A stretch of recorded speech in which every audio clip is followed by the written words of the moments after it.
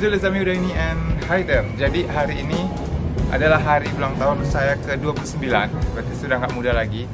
Dan kali ini saya mau bikin satu video tentang saya, tentang perjalanan saya selama 5 tahun. Video ini sangat penting untuk saya dan karena kalian jauh, saya minta kalian satu kado. Kalau saya akan suka video ini, kalian bisa share video ini dan semoga pesan dari video ini bisa sampai ke orang banyak. Mari kita mulai videonya.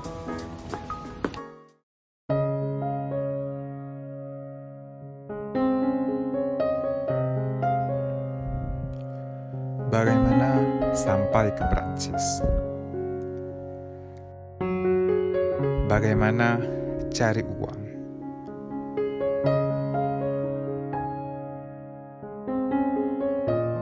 Bagaimana jika saya kelihatan bodoh? Pelajaran apa yang bisa diambil? Nama saya Edo dan saya sedang menjalankan kehidupan yang saya mimpikan di Prancis. 5 tahun terakhir saya tinggal di Prancis.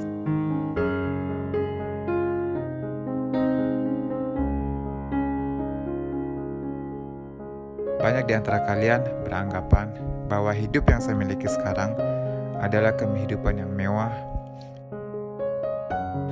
yang indah, seperti yang diimpikan semua orang.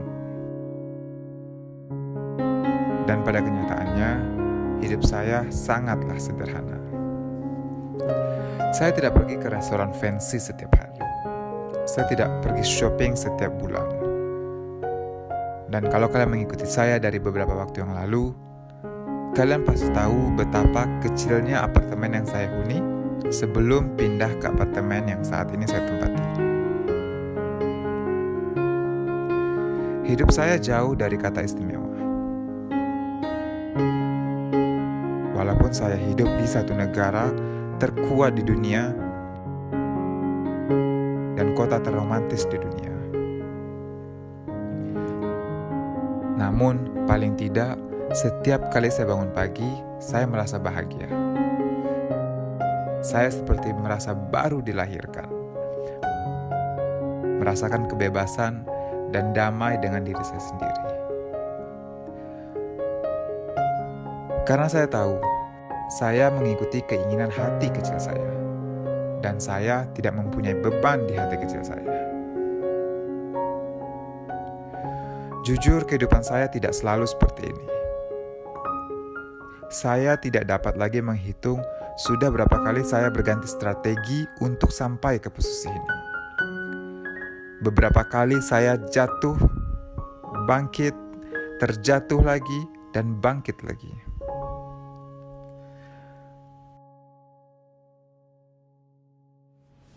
Yo, bonjour les amis Udani and hi, dan ketemu lagi sama saya di Lensa Edo. Hari ini adalah tanggal 10 Oktober. Saya sudah meninggalkan umur saya di 28 tahun dan sekarang saya memasuki umur 29 tahun. Yang artinya saya sudah tidak muda lagi. Kalau kita sudah tidak muda berarti kita itu lebih dewasa karena kita telah hidup lebih lama. Namun di balik itu berkurang secara otomatis lama kehidupan kita di dunia ini. Cahile, saya serius sekali. Well, anyway, yang mau saya jelaskan adalah di hari spesial ini saya ingin menjawab pertanyaan yang sering ditanyakan oleh teman-teman tentang saya, tentang bagaimana saya sampai ke Prancis. Bagaimana saya bisa melakukan semua ini dan apa yang mendorong saya untuk sampai, ke sini, ke posisi ini. Saya tahu videonya akan lumayan panjang, tapi saya berharap video kali ini bisa memberikan kalian satu inspirasi yang besar dan kalian bisa lihat kalau seandainya saya bisa, kalian juga bisa. Banyak sekali orang yang tanya bagaimana saya bisa sampai ke Prancis. Bagaimana saya menjalani hidup saya di sini. Bagaimana saya akhirnya bisa mendapatkan ijazah S2 jurusan internasional di perguruan tinggi Prancis. Pertanyaan-pertanyaan itu saya akan jawab hari ini. Jadi, ayo kita mulai videonya. Kalian siap? Let's go.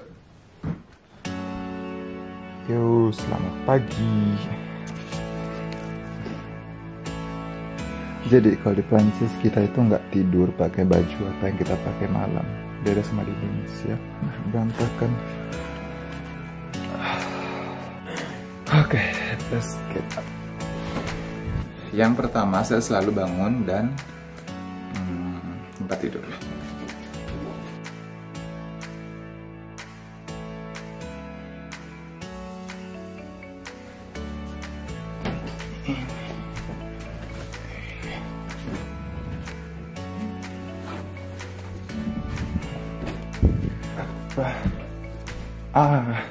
Maxi. Ayo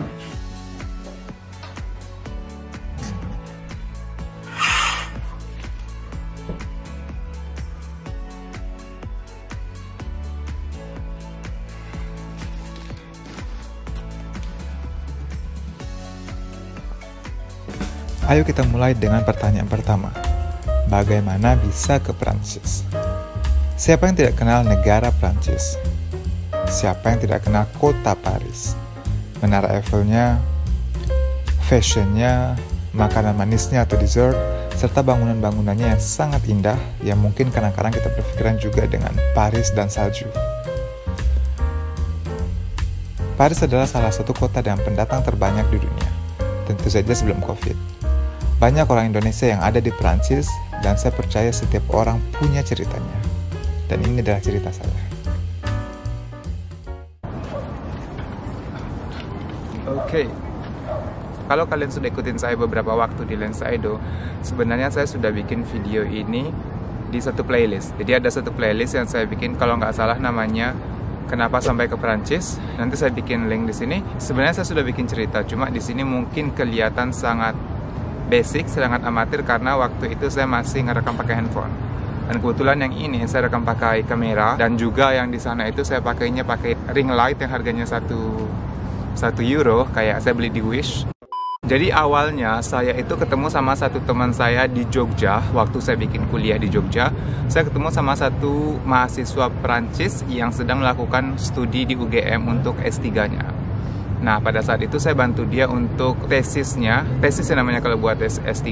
Kebetulan dia bikin tesis tentang Merapi, dan waktu itu adalah masa letusan Merapi kalau nggak salah. Sebenarnya dia sudah bisa bahasa Indonesia, cuma mungkin ada poin-poin yang kalimat mendalam atau istilah-istilah mendalam yang mungkin dia nggak paham. Jadi posisi saya waktu itu yaitu di situ membantu dia di poin-poin yang benar-benar orang Indonesia yang paham gitu. Jadi beriring dengan waktu persahabatan kita makin dekat, terus kita juga makin kenal satu sama lain. Dan akhirnya dia selesai kuliah, dapat kerja di Prancis, di Toulouse. Terus dia bilang sama saya, apakah kamu mau ikut saya ke Prancis? Mungkin di sana kamu bisa bikin S2, atau mungkin kamu bisa belajar bahasa Prancis di Prancis. Karena persahabatan kita yang baik banget, jadi tawaran itu datang begitu aja. Karena saya orang desa, karena saya orang Indonesia, dan pas ditawarin, siapa yang bilang enggak? Saya langsung bilang iya, karena saya tahu waktu itu ini adalah satu-satunya kesempatan yang mungkin nggak akan datang 2 kali. Jadi kesempatan yang kita sebagai orang Asia, saya sebagai orang Indonesia yang selalu mimpi-mimpikan, saya nggak mau mengkaitkan dengan orang-orang lain. Saya fokus ke diri saya, dan waktu itu ini kemungkinan adalah satu-satunya kesempatan untuk saya datang ke Prancis, untuk belajar, untuk lihat dunia baru, untuk belajar sesuatu yang saya nggak pernah lihat. Jadi saya bilang, oke, ya saya mau sekali ke Prancis. Sebagai orang Indonesia, sebagai orang desa pula, saya datang dari Padang, 4 jam dari kota Padang. Jadi kalian tahu betapa desanya saya. Dapat tawaran ini saya iakan. Semua proses saya bisa bikin. Semua dokumentasi yang diminta oleh administrasi atau administratif, saya bisa memenuhinya.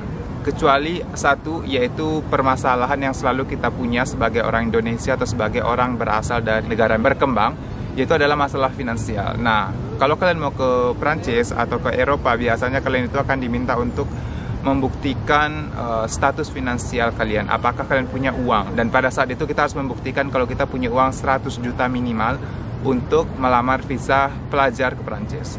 Pasti saya nggak punya dong, karena saya orang desa, dan bukan lagi orang desa, saya jujur orang tua saya itu orang biasa aja. Masa kuliah di Jogja, saya itu biaya diri sendiri, sambil part-time, saya bikin tour guide, terus kerja di hotel, saya bikin resepsionis, saya bikin doorman juga. Jadi ada banyak cerita yang selama perkuliahan saya, uang yang saya dapat, saya yakin nggak bisa nabung sampai 100 juta. Jadi visa saya itu terbentok atau terkendala di proses uang 100 juta. Saya itu bukan tipikal orang yang sangat beragama, saya itu bukan tipikal orang yang selalu menjalankan sholat 5 waktu, atau bersedekah dan lain-lain, bukan. Tapi saya cuma percaya bahwa Tuhan itu selalu ada, dan kesempatan itu selalu ada.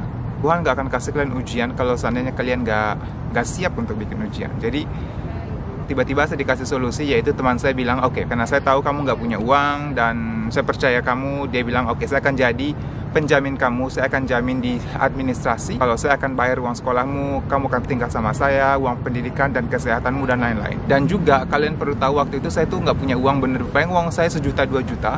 Tapi kita kan harus tetap membuktikan ke bank, ke proses, ke administrasi. Dan akhirnya dia kasih saya uang, pinjemin, masukin ke rekening saya. Terus saya lampirkan untuk proses saya, dan habis itu saya kembaliin lagi. Well, singkat cerita, semuanya selesai. Saya dapat visa, dapat paper, saya berangkat ke Perancis. Dan saya terbang ke Perancis. Terus kita tinggal, dan waktu itu lagi musim panas. Dan kan bayangin aja kayak datang ke Perancis, melihat Tour Eiffel dari dekat, lihat Moulin Rouge, terus Montmartre, semua yang kalian bisa impikan jadi kenyataan. Dan saya pikir hidup saya udah kayak, oh no, saya itu kayak, oke, itu di Eropa nih, apa yang saya bisa lakukan, dan saya mau bilang, You know, saya senang sekali. Susah banget saya jelasin kok saya senang. Jadi gini, kalau kalian percaya nggak ada sesuatu yang abadi, itu benar sekali. Karena waktu itu saya sampai ke Perancis, saya pikir semuanya udah aman, udah sentosa, bahagia. Ternyata selalu ada aja sesuatu yang akan menguji kalian. Yang menguji kalian, apakah kalian siap untuk diuji. Nah, waktu itu saya diuji, teman saya, kebetulan dia yang menjamin saya. Terus tiba-tiba ayahnya meninggal, dan akhirnya semua berganti, kayak semua berubah. Dia mulai kurang senang, ya pasti dia nggak senang karena dia sedih orang tuanya meninggal. Terus anak satu-satunya, nggak punya saudara dan lain-lain. Anyway, semuanya jadi kelam, dan akhirnya bilang sama saya, Edo, kamu harus pulang karena saya nggak bisa bantu kamu lagi di sini. Saya yang kayak, oh no, jangan pulang, saya nggak apa-apa, saya keluar aja dari rumahmu, saya akan cari hidup saya sendiri, saya akan kerja dan lain-lain. Tapi mungkin dia takut kalau seandainya saya tetap di sini, dokumen-dokumen ofisial kenegaraan itu pakai nama dia, jadi dia bilang, nggak, kamu harus pulang, kalau kamu nggak pulang, saya blok kamu di hidup saya. Kayak dia bilang itu, saya blok kamu di hidup saya.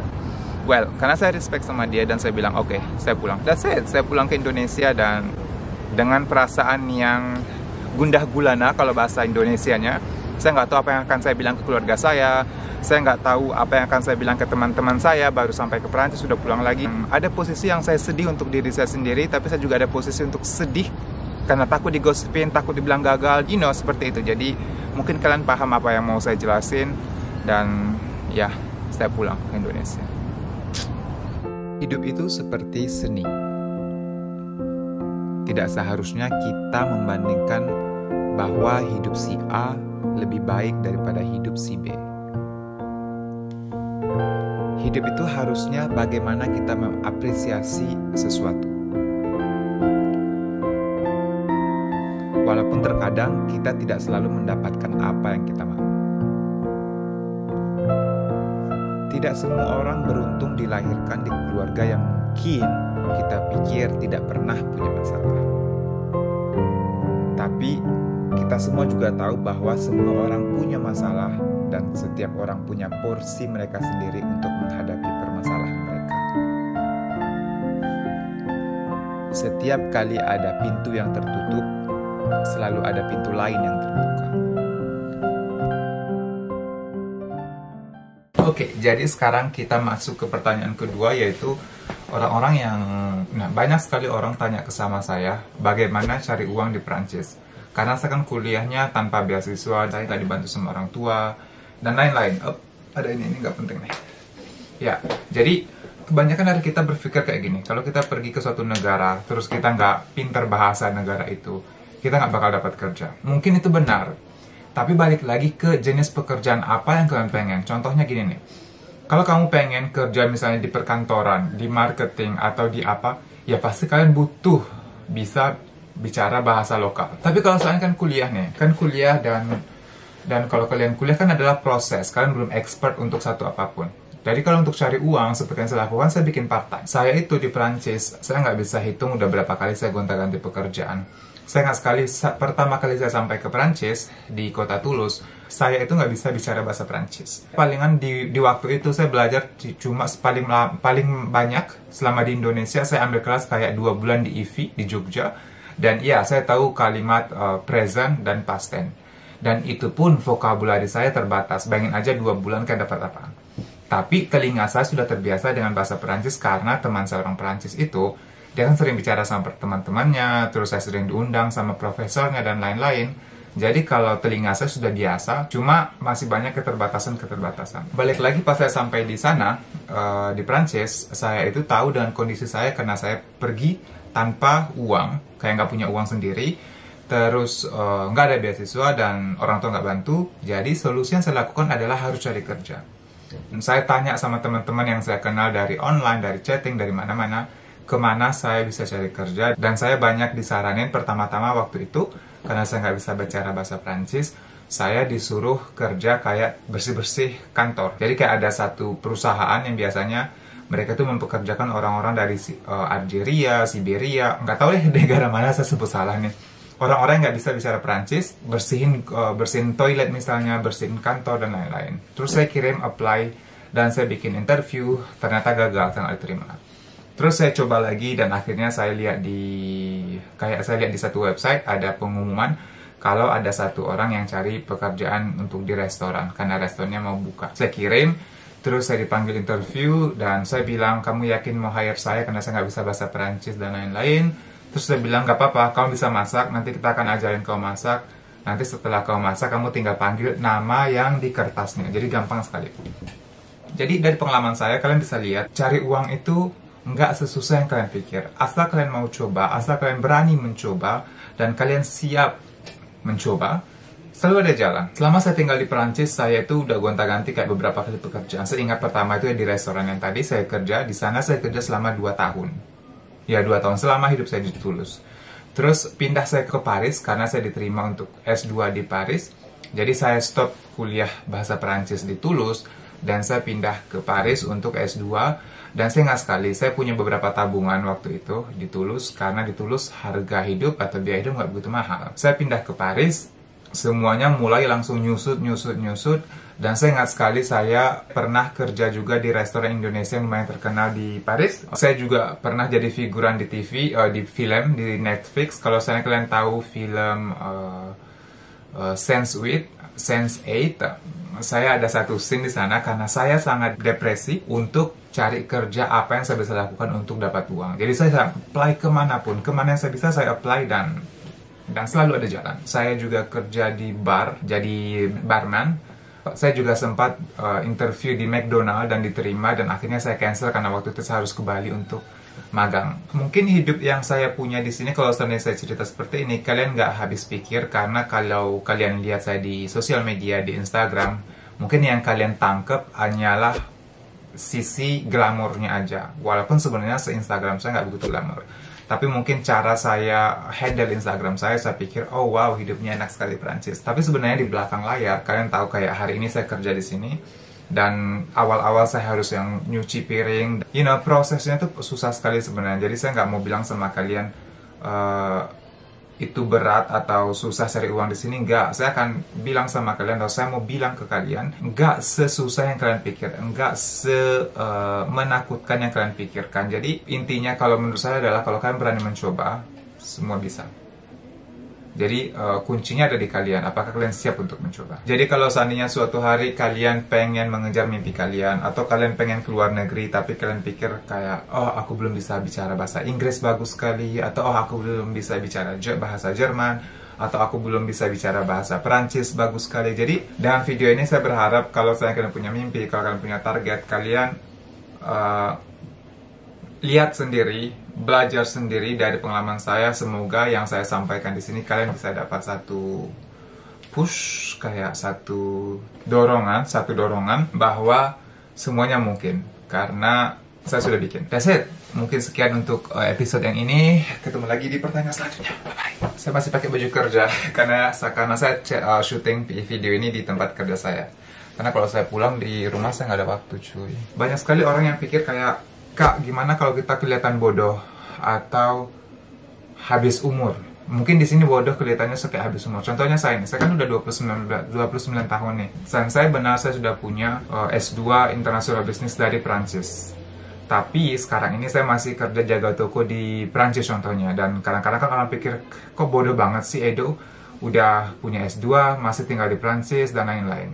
Dan itu saya paham sekali, ada sebenarnya kadang-kadang itu masuk di pikiran saya, sering sekali menghantui saya kadang-kadang. Cuma saya mencoba untuk menepisnya karena 5 tahun hidup di Prancis, banyak sekali yang saya pelajari dan salah satunya adalah untuk tidak takut kelihatan bodoh di mata orang. Karena gini, di Eropa atau di sini, kita itu nggak begitu memperhatikan apa yang dilakukan orang lain di kehidupannya. Yang kita perhatikan adalah bagaimana mereka baik ke kalian atau enggak. Setelah itu, di luar kehidupannya itu, kita nggak peduli karena itu bukan that's not our problem. Saya nggak, ya itulah kalimatnya. Kalau kalian seandainya takut untuk mencoba atau takut gagal karena takut kelihatan bodoh,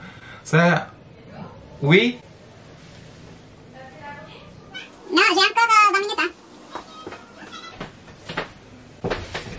Dipanggil. Karena kalau misalnya kita bicara tentang gagal dan bodoh, kalian nggak waktu kecil itu kita belajar berjalan. Jadi kalau kita waktu jalan, orang tua kita selalu bilang kayak pas kita jatuh, ayo Edo nggak apa-apa, nanti kamu coba lagi biar kamu bisa cepat jalan. Ayo Edo jangan takut. Atau contohnya ingat sekali waktu saya kecil, saya jatuh dan lutut saya luka. Orang saya selalu bilang, nggak apa-apa, itu tanda orang hebat. Selalu seperti itu. Jadi waktu kecil kita itu disemangati kegagalan itu adalah salah satu proses yang akan bikin kalian menjadi lebih baik. Di masa dewasa, kita itu melihat kegagalan sesuatu kebodohan yang bikin malu kita ke orang lain. Karena dewasa kita sudah bisa membandingkan diri kita dan diri orang lain. Tapi permasalahannya adalah terlalu membandingkan kita sehingga kita lupa akan nilai kita sendiri. Cara nggak langsung membuat kalian terhambat atau menghambat kalian untuk berkembang menjadi sesuatu yang lebih baik. Saya ingat sekali, waktu kita sekolah, saya yakin kalian pernah diajarin sama guru kalian seperti ini. Kalau kalian mau mempunyai hasil yang besar, kalian harus berani mengambil resiko yang besar. Karena kalau seandainya kalian ngambil resiko, kalian akan stay di tempat. Stay di tempat. Dan kadang-kadang kita berpikiran kalau kita keluar dari zona nyaman kita yang kayak, oh my god, aku akan mati. Aku akan gimana ini? Bisa nggak ya aku bertahan kalau seandainya aku keluar dari zona ini? Padahal kalau seandainya kita belajar secara orang pintar, kayak secara pakai otak itu, otak kita kalau seandainya kita keluar dari zona aman kita, itu tuh sensor yang diberikan otak ke bagian yang lain itu tuh hampir sama dengan sensor yang diberikan otak kalau seandainya kita ketemu ular atau kita ketemu harimau, yaitu lari.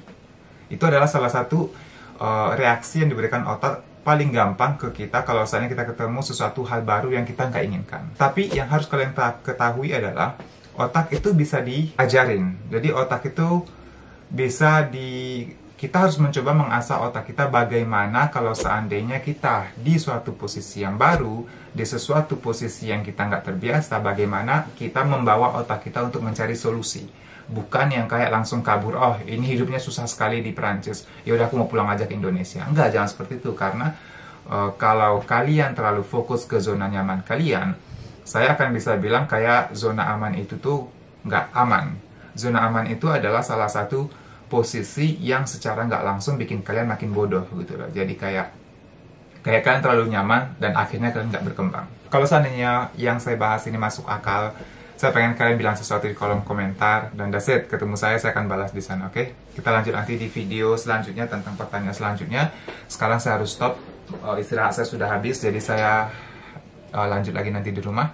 Jadi sampai ketemu di pertanyaan yang selanjutnya. Bye-bye.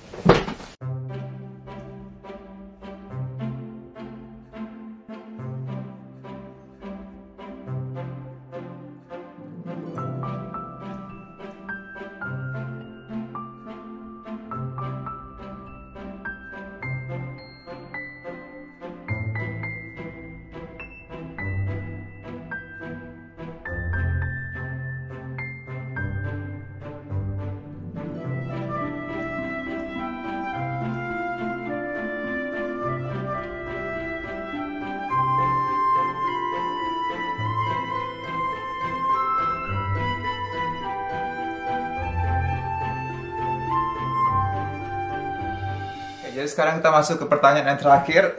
Saya nggak PW ini duduknya. Oke, kita masuk ke pertanyaan terakhir yang sering ditanyain kayak, jadi selama ini apa yang dapat diambil, pelajaran hidup apa yang bisa diambil? So, let's get to it. Seperti yang saya sering bilang, saya sudah 5 tahun di Perancis, terus sekarang ini udah masuk tahun ke-6. Semua duka-duka kehidupan yang saya alami selama saya kuliah di Perancis, terus yang kuliah sambil kerja, terus sekarang cari kerja, yang ada masalah juga sama kayak susahnya belajar bahasa Perancis, susahnya cari kerja kalau seandainya kalian nggak bicara bahasa Perancis.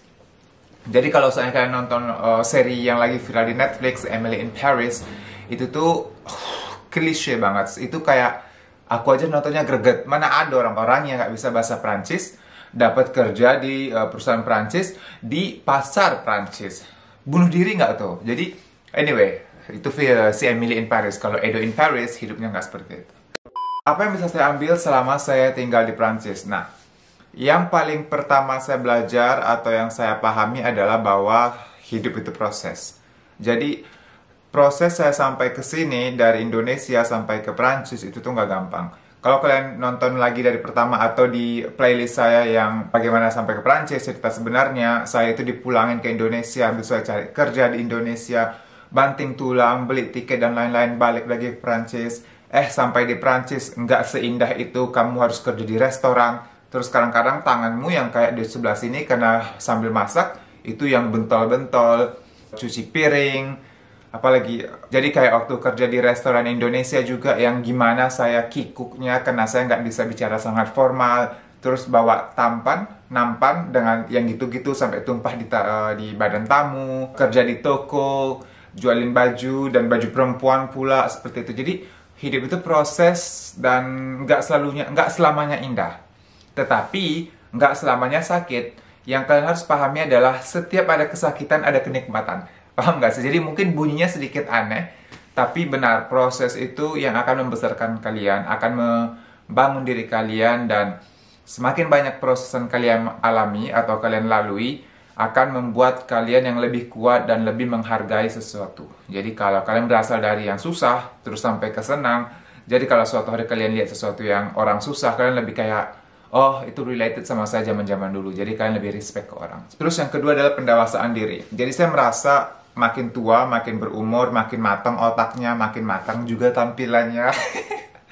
Semuanya makin matang. Jadi kalau kalian tahu kalau makin matang, enak untuk dimakan. Jadi kayak makin matang, enak untuk mungkin melihat bagaimana hidup ke depannya, siap untuk mempersiapkan diri untuk meniti atau meniti melalui batu-batu kehidupan dan gitu. Percaya sama diri sendiri, kayak gini, kepercayaan saya sama diri saya sendiri itu semakin meningkat. Dari kayak gini, mungkin kalau kalian lihat saya itu dulu ceking banget dan kurus banget, mungkin hitam dekil, dan sekarang sebenarnya hidup saya itu susah, tapi saya lebih pede dengan diri saya, lebih bangga dengan diri sendiri juga dengan pencapaian saya. Walaupun seandainya hidup nggak seperti yang saya ingin, contohnya saya baru selesai kuliah, saya pengen kerja di kantoran, tetapi belum dapat, nggak apa-apa karena proses. Seperti saya bilang tadi, hidup itu adalah proses dan mungkin suatu hari saya bisa mencapai pekerjaan yang saya inginkan, tapi sekarang saya cuma punya ini, ya udah saya nikmati dulu, saya nikmati dulu, terima kasih, dan mungkin berjalan dengan waktu kita akan pintu terbuka yang baru. Terus berani bermimpi juga. Dulu waktu saya SMA, saya ingat saya pernah bicara sama teman saya bahwa satu kota di dunia yang saya mimpikan adalah Paris, kalau di Indonesia Bali. Nah, waktu itu saya udah mimpi sebenarnya, cuma mimpi anak SMA yang kalian pikir, oke, mimpi cuma asal nyablak aja sama teman-teman. Tapi sekarang saya sudah di sini dan tanpa disadari saya udah membuat mimpi itu menjadi kenyataan. Jadi pelajaran yang saya mau kasih ke kalian atau mau sharing ke kalian adalah jangan takut untuk bermimpi. Harus berani bermimpi karena semuanya berawal dari mimpi. Kalau kalian punya satu mimpi, satu visi di kepala kalian, terus kalian percaya, kalian berusaha untuk merealisasikannya, membuat itu jadi kenyataan. Kalian lihat saya ada contohnya di sini, dan anak desa sekarang udah kuliah, selesai kuliah, tinggal di Paris, di negara Prancis yang mungkin kita susah untuk dibayangkan. Tapi I made it, so berani bermimpi karena mimpi itu masih gratis. Kalau seandainya suatu hari mimpi harus dibayar, kalian akan menyesal, oke? Jadi berani bermimpi. Satu hal yang saya juga pelajari, saya masih belajar sebenarnya di sini. Saya mau bilang kayak kalian itu nggak perlu membuktikan diri kalian ke orang lain. Yang perlu kalian buktikan atau musuh terbesar kalian adalah diri kalian. Kepada siapa kalian harus membuktikan bahwa kalian bisa adalah kepada diri kalian sendiri. Karena ini mungkin sedikit aneh saya bilang itu, atau sedikit klise, atau kayak ngomong gampang banget. Ngomongnya gampang banget, tapi Ini adalah salah satu hal yang saya juga masih belajar. Dan saya ingin mendalaminya lebih baik supaya saya yang kayak bangga dan pencapaian diri sendiri, kayak nggak perlu menunjukkan ke orang, kayak mempunyai kewajiban untuk menunjukkan ke seseorang. Itu tuh nggak penting sebenarnya, dan mungkin kita berasal dari negara yang pandangan orang lain kita anggap selalu serius. Jadi mungkin kita yang kayak, oke, aku ingin membuktikan ke teman-temanku kalau aku bisa. Oh, aku ingin membuktikan ke keluargaku kalau aku bisa. Oh, aku mau bukti ini kalau aku udah punya mobil baru. Jadi orang-orang lihat aku ini sukses. Sebenarnya saya punya hal yang seperti itu, tapi saya mencoba untuk mengurangi mempunyai rasa seperti ini karena ini adalah satu jebakan untuk diri saya sendiri-sendiri. Jadi kalau kalian punya rasa seperti ini, hati-hati karena kalian juga tanpa disadari terjebak untuk itu.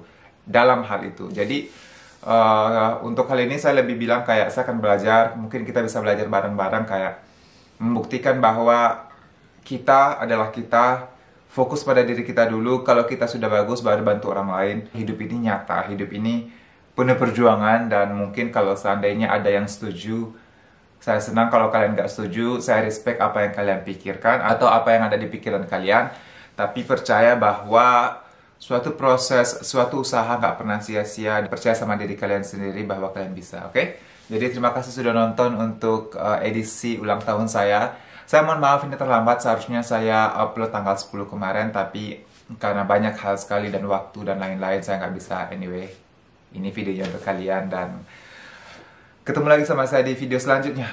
Sampai jumpa di Lensa Edo, bye-bye. Love you.